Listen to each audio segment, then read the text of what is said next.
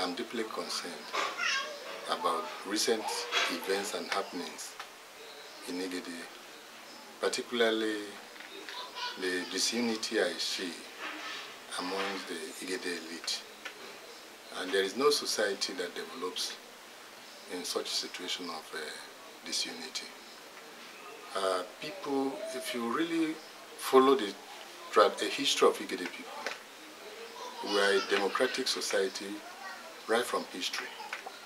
Because our roles and responsibilities have been cut out, and by that, we are not supposed to have conflicts of role or interest because they are well defined.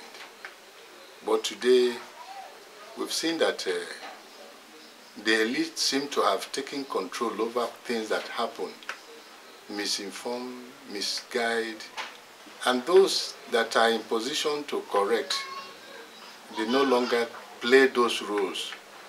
This has accentuated the kind of situation that we have at hand. And it is not helpful to our people.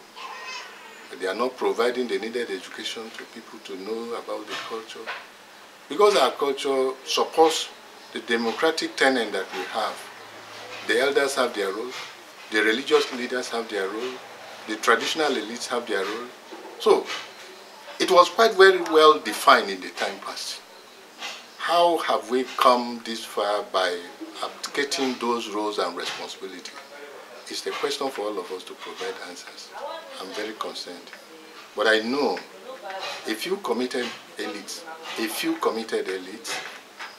we can still gather ourselves together to reflect on us as a people and see how we can provide a guide. Societal responsibilities are defined. You have traditional institutions that have its own responsibility cut out for it. You have the religious institution, the religious leaders have their own role to play. So you have the political elite that have their own roles and responsibilities to play. Conflicts come in when one abandons his own role and wants to dab into the role and responsibility of another. It's an aberration.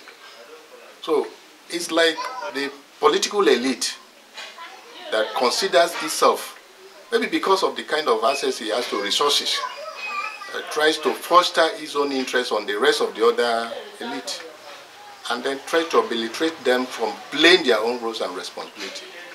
This should be seen as an aberration, and it shouldn't be encouraged. It is only when each and every one of these elites play their own respective roles as recognized by the tradition and culture of the people that there should be unity, there should be peace.